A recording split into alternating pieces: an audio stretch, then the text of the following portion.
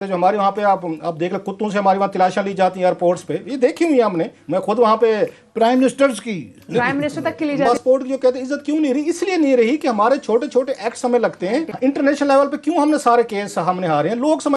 नमस्कार दोस्तों, जय हिंद। दोस्तों स्वागत है आपका हिंदुस्तान स्पेशल एचडी के एक और नए वीडियो में।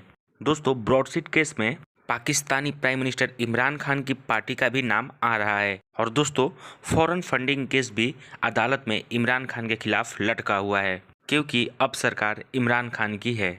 दोस्तों आज की वीडियो में रॉफ क्लास्टा ने पाकिस्तान की सारी पोल खोल के रख दी है। तो दोस्तों उन्होंने बताया कि हम ब्रॉडशीट केस इसलिए हारे क्योंकि हम चीटर हैं। और दोस्तों उन्होंने ये भी बताया कि जो बाहर की अदालतें हैं वो हमारे पे थोड़ा सा भी विश्वास नहीं करती हैं, क्योंकि हमने इतने फ्रॉड किए हैं जो कि गिनाए भी नहीं गिने जा सकते। दोस्तों रॉफ क्लास्टा ने पाकिस्तानी क्रिकेटर्स की भी बयान दी है और बताया कि हमारे पासपोर्ट की वैल्यू बाहर के देशों में 0 है और पाकिस्तानियों की इमेज ऐसी बन चुकी है कि हमें धोखेबाजियों की तरह जाना जाता है, जो कि काफ़ी हद तक सही है। रॉफ क्लास्टा ने पाकिस्तान की सारी सच्चाई खोल के रख दी है। दोस्तों आज की वीडियो बहुत ही ज़्यादा इंटरेस्टिंग बनी है, तो वीडियो पूरा लास्ट तक देखिएगा और चैनल पर तो चैनल को सब्सक्राइब कर दीजिएगा, क्योंकि हम आपके लिए ऐसा वीडियो लाते रहते हैं। तो दोस्तों आप लोग वीडियो को एंजॉय करिए। साहब क्या पीटीआई भी इस केस में फंसने वाली है? इन्होंने फरूक आदम की बात की, जो प्रोसिक्यूटर जनरल, अभी नैब के हम कोई आपको 3-4 नाम दिखाएंगे। इट्स ए शेम, ये कलेक्टिव शेम है कि हमारा कोई करैक्टर नहीं है, डिग्निटी नहीं है, रिस्पेक्ट नहीं रही, इसलिए दुनिया भर में हमारे खिलाफ फैसले आते हैं कि दुनिया हमारी इज्जत नहीं करती। इंटरनेशनल लेवल पे क्यों हमने सारे केस हमने हारे हैं, लोग समझते हैं चीटर हैं, ये फ्रॉडस्टर हैं, ये ईमानदार लोग नहीं। मसला हमारी वहाँ पे आपको याद हो क्रिकेट टीम के लड़के पकड़े गए थे लॉर्ड्स में, जो 4 थे। अच्छा पाकिस्तानी उसमें डट गए, देखें जी साजिश हो रही है, बला बला। इसके इम्पैक्ट इम्प्लीकेशंस क्या होती है, ट्रिकल डाउन होती है कि लोगों के जहनों में, अदालतों में भी बैठ जाते हैं ये कौम जो है ना, इनके खिलाड़ी भी चीटर हैं, फ्रॉडस्टर हैं, ये भी चीटर होंगे। लिहाजा जो भी हमारा आर्गुमेंट जाता है, हम कितने भी सच्चे क्यों ना हो, वहां पे अदालतें उठा के बैर मानते। रीजन वो कहते हैं कि खिलाड़ी अगर वहां पे बिक सकते हैं एक नो बॉल फेंकने पे, ये मैच थ्रो कर सकते हैं, मतलब चंद हजार पाउंड के लिए, इसमें तो बड़ा पैसा है। ये इंप्रेशन जो हमारे बारे में बन गया है दुनिया में कि ये ऑनेस्ट लोग नहीं है, इनकी ऑनेस्ट डीलिंग नहीं है, ये अपनी फिक्र ही नहीं करते, मार धार करते। जो हमारे वहाँ पे आप देख लो, कुत्तों से हमारी वहाँ तलाशियां ली जाती हैं एयरपोर्ट्स पे, ये देखी हुई है हमने। मैं खुद वहाँ पे प्राइम मिनिस्टर तक की ली जाती है। रीजन हम इन चीजों को केयर नहीं करते कि हमारा दुनिया में एहतराम क्यों नहीं हो रहा, पासपोर्ट की जो कहते हैं इज्जत क्यों नहीं रही, इसलिए नहीं रही कि हमारे छोटे छोटे एक्ट्स हमें लगते हैं, वो बड़े हो जाते हैं और उनका इम्पैक्ट वहां के मीडिया में भी जाता है, उनका इम्पैक्ट जुडिशरी में भी जाता है, जजेस में भी जाता है, वकीलों में जाता है। ये जो केस हमने ब्रॉडशीट वाला हारा है, एक इतनी सी डिबेट पे हारा है, 4.11, सिर्फ एक नुक्ते पे। मैंने सारे को उसके हंड्रेड्स ऑफ डॉक्यूमेंट्स पढ़े हैं, आमिर साहब ने पढ़े, अभी भी पढ़े हैं। एक नुक्ते पे हारा है सर, और अगेन जज के जहन में यही था ये चीटर कौम है, इनके खिलाड़ी भी बिकते हैं, ये भी बिकते हैं, और इनको सजा मिलनी चाहिए। सिर्फ एक नुक्ते पे रीजन, सिर्फ डिबेट थी एसेट पे कि एसेट जो है, जो बैरून मुल्क एसेट है, आपने ब्रॉडशीट को उनमें हिस्सा देना है या पाकिस्तान के अंदर जो एसेट आप लेंगे, आप उसको रिकवरीज करेंगे, उनमें देनेंगे। इस पे उसने बाकायदा लिखा है जी, मैंने बड़े घंटे लगाए हैं, ये उसकी जजमेंट में लिखा है, मैंने घंटे इस पे फोकस किया है कि ये जो है एसेट जो थे, ये पाकिस्तान वालों की बात हो रही है या ये बहर वालों की बात हो रही है। फिर उसने फैसला किया नहीं ब्रॉडशीट ठीक कह रही है, ये 10 अरब रुपया हमें उस पर ठोका है, हमारी रेपुटेशन की वजह से उनको ठोका है। वो आखिर पे इस नतीजे पर पहुंचे नहीं यार ये लोग ईमानदार नहीं है, नहीं यार ये चीटर, ये आके उसमें क्रिकेट में भी चीटिंग करते हैं, ये आके एयरपोर्ट्स पे भी करते हैं, ये बैरून मुल्क फ्रॉड्स भी होते हैं। वहां पे आपको पता है ये सारे जितने भी हमारे डिजिटल फ्रॉड हो रहे हैं, बैंकों के फ्रॉड हो रहे हैं, आपके यहाँ क्रेडिट कार्ड्स हो रहे हैं, मतलब बेपनाह चीजें सामने रिपोर्ट आती हैं।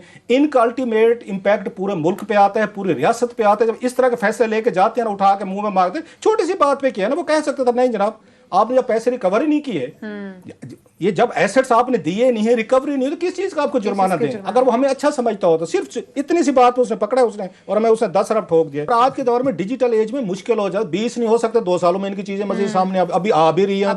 अपनी इंक्वायरी खुद करवाते हैं, स्कैंडल करते हैं, फैसले करते हैं, माल पानी बनाते हैं यार दोस्त, और खुद अपनी इंक्वायरी करके बंदों का नाम देकर नारे मारते, देखा सी फड़ ले, और फड़ने के बाद वो सारे वजीर भी बैठे होते, किसी एक को भी टच नहीं करते, लेकिन देखा हमने इंक्वायरी करवा ली। वो खैर खान साहब ने कंपनी का हिसाब कोई और करेगा, अपने दौर में किसी का नहीं हो सकता। कि इसमें बहुत सारे सर्विंग एक दो ही हैं, मगर रिटायर्ड जर्नैल बड़े आ जाते हैं।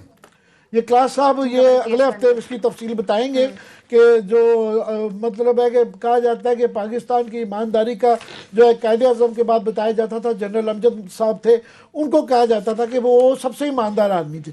अब सबसे ज़्यादा उनके ऊपर सवाल आ गए हैं कि भाई साहब ये डील तो आपने की थी, ये अंजद साहब आ जाए ना तो अमजद साहब की भी इंक्वायरी होनी है, खालिद मकबूल साहब की भी, जनरल साहब की होनी है, जनरल हफीज़ साहब की भी होनी है, फसी बुखारी साहब जो है उन्होंने अपनी बेटी जो है ना मलिक रियाज के दफ्तर में भी कराई हुई थी और उनके खिलाफ मुकदमात भी करते थे, उनकी भी है। किसी तरीके से मेरी बड़ी ख्वाहिश होगी कमर जमान चौधरी साहब भी, आप देखिएगा उनके दौर में भी ये 2016 में ये जाते रहे ना, ये सारी जब डीलिंग वीलिंग हो रही थी, उनका भी रोल निकल आएगा।